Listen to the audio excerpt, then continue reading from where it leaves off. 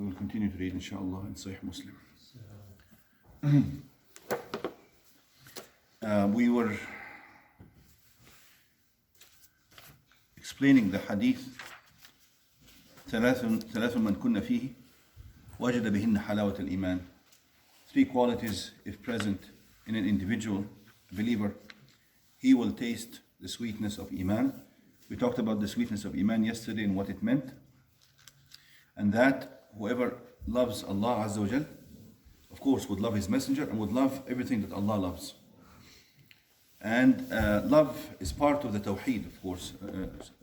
And if somebody devotes his love, extreme love, to something else or to any entity more than Allah, this is a form of shirk, no question about it. It's just like Allah said in the Quran, وَمِنَ النَّاسِ مَنْ يَتَّخِذُ مِن دُونِ اللَّهِ أَنْدَادًا يُحِبُّونَهُم كَحُبِّ اللَّهِ. Even if the love is equal to the love of Allah, Allah called this اتَّخَذَ أَنْدَادًا, which means he has set up rivals and competitors with Allah Azza wa Jal.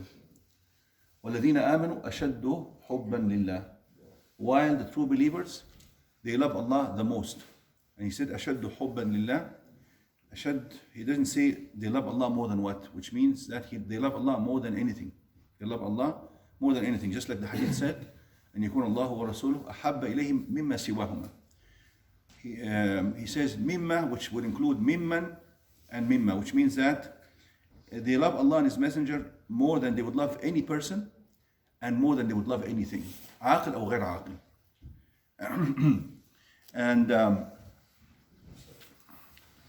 of course, loving the Prophet Muhammad ﷺ and loving Allah would entail also obeying the Prophet, obeying Allah number 1, أطيعوا الله وأطيعوا الرسول, and obeying the Prophet Muhammad ﷺ and following him. Just like Allah said in the Quran, قُلْ إِن كُنتُمْ تُحِبُّونَ اللَّهَ فَاتَّبِعُونِ يُحْبِبْكُمُ اللَّهُ. So in this ayah, Allah placed 2 forms of hub and love, 2 forms of love. The love of the slave towards Allah, the slave loving Allah, تُحِبُّونَ Allah. At the end of the ayah, يُحْبِبْكُمُ اللَّهُ, Allah would love you. And between the 2, he put اتَّبِعُونِ. So to achieve this, to prove the love for Allah, then the person would have to do his best in following the Messenger ﷺ. And following the Messenger in turn would result in Allah loving that person. This shows that this ayah is very important in showing the importance of following the Messenger ﷺ. Following the Messenger here in this ayah is placed between loving Allah and Allah loving that person. And then وَأَنْ يُحِبُّ الْمَرْءَ لَا يُحِبُّهُ إِلَّا لِلَّهِ means that when they love other believers, they love them for the sake of Allah. If somebody is a good believer and a good follower of the religion, then if somebody really has true Iman, he would have no choice but to love that person, regardless of any worldly matters between them. And this is why I think one of the righteous people, he says, لا يزيد بالعطاء. أيوة. يحيى بن معاذ, he says, حقيقة الحب في الله أن لا يزيد بالبر ولا ينقص بالجفاء. Whether this person gives you or he's nice to you or he doesn't give you, that doesn't matter. If you love him for the sake of Allah because of who he is and his connection with Allah, then you would love him for that, regardless of what kind of benefit you benefit from him or if he doesn't benefit you in any way. No. And then of course we talked about that this person would have so much aversion from any way and any religion aside from the religion of Islam. He would only love and want the religion of Islam, and he would hate to go back to any other religion, whether going to kufr, which is total rejection of Allah, or Yahudiyan or Nasraniyan, or an abrogated religion even, which these in their foundation are true religions from Allah, Christianity and Judaism, but they are now abrogated since the coming of the Prophet Muhammad ﷺ. And that is enough. I mean, regardless of how much truth or falsehood has crept into them, That's not the issue. Because some people try to say, oh, the Bible is not corrupt. And this doesn't matter. It's not a matter of being corrupted or not being corrupted. It's a matter of that Allah has sent another messenger. وأنزلنا عليك الكتاب بالحق مصدقا لما بين يديه من الكتاب ومهيمنا عليه. This final book acts like an arbiter and a judge over previous books. It is the final message from Allah, and it supersedes anything else. And it summarizes all Allah's religions and messages that He has given to all prophets.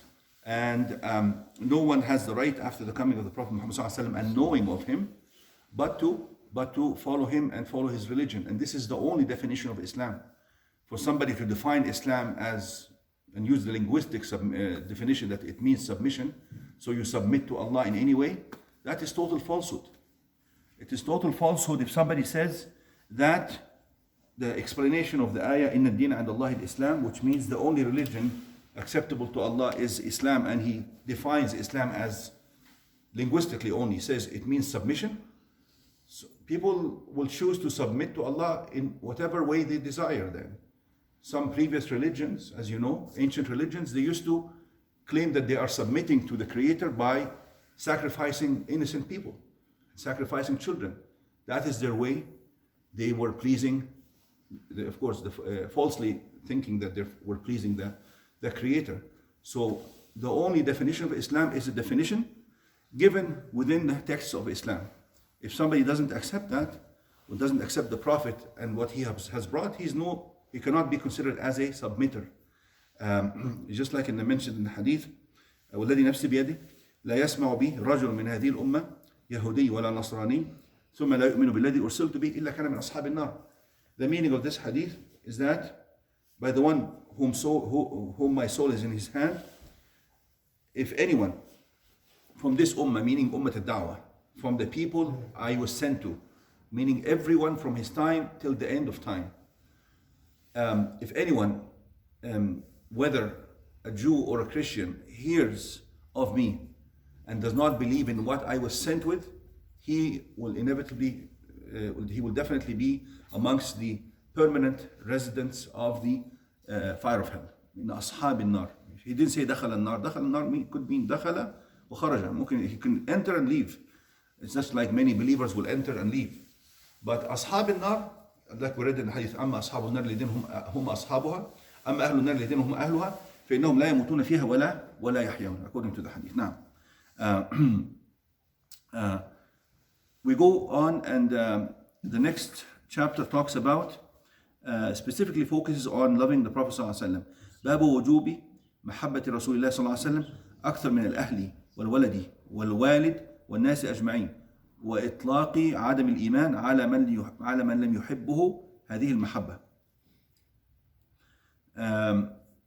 The title of this chapter, according to Imam Muslim, is the chapter that indicates and proves that it is obligatory for a believer, of course, to love the Messenger sallallahu alaihi wasallam more than you would love your family, your son or your children, your parents, and any other human being. And the one who is deficient in his love for the Prophet ﷺ, he is deficient in his Iman. And the hadith will show this. We will read one hadith. عن أنس رضي الله عنه قال قال رسول الله صلى الله عليه وسلم لا يؤمن عبد وفي حديث الرجل لا يؤمن الرجل حتى أكون أحب إليه من أهله وماله والناس أجمعين. The meaning is that no one would be a true believer unless I would be more beloved to him than his family, his wealth, and all people. In another hadith, also by Anas, لا يؤمن أحدكم حتى أكون أحب إليه من ولده ووالده والناس أجمعين.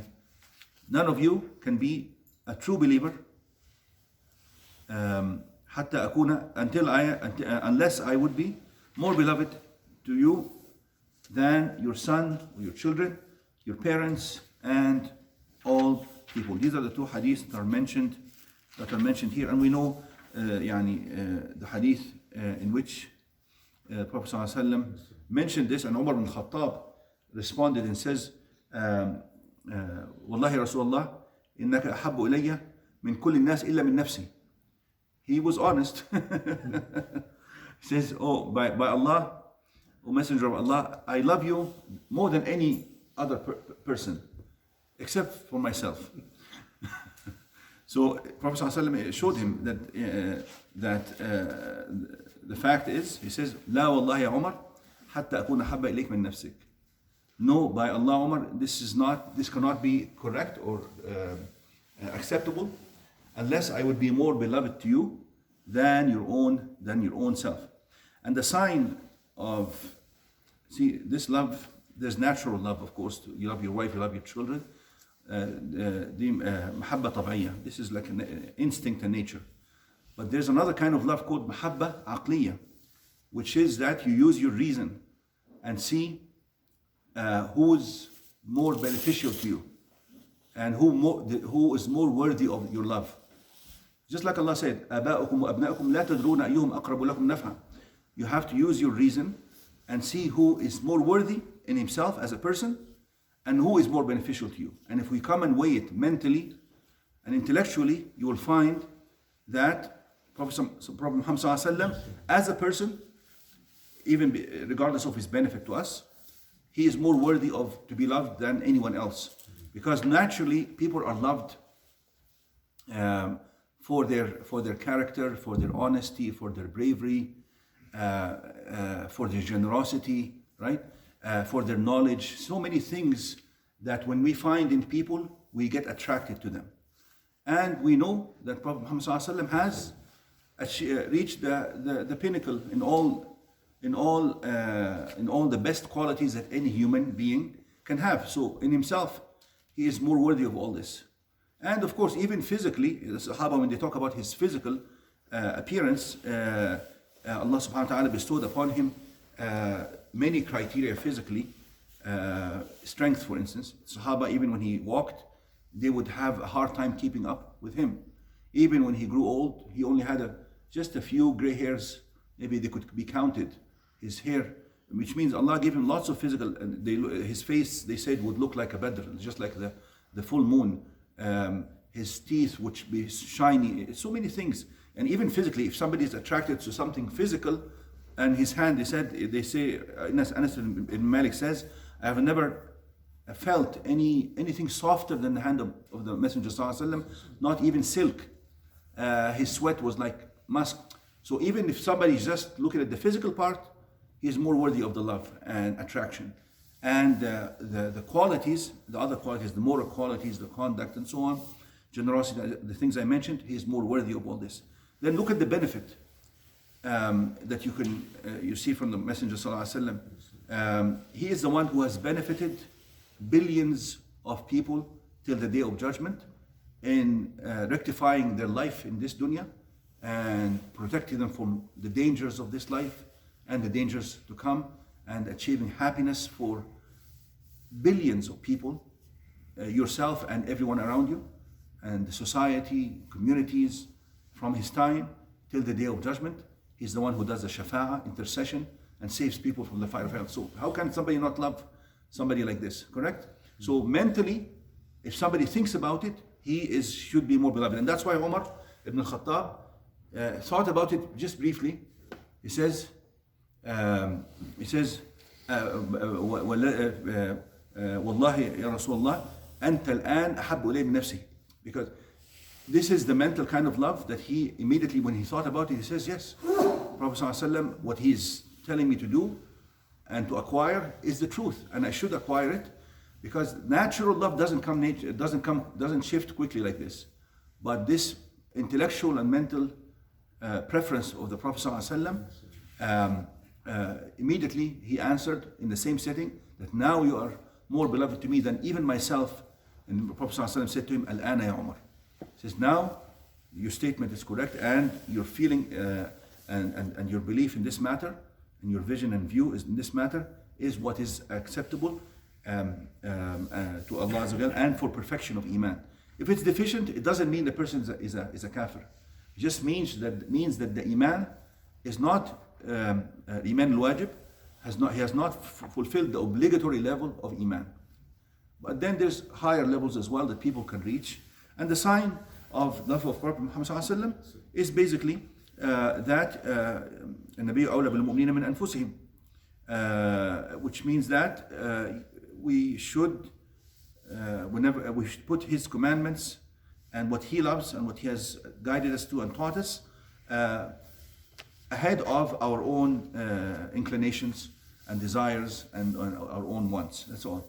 Inshallah, we'll stop here. We'll continue in this chapter next time.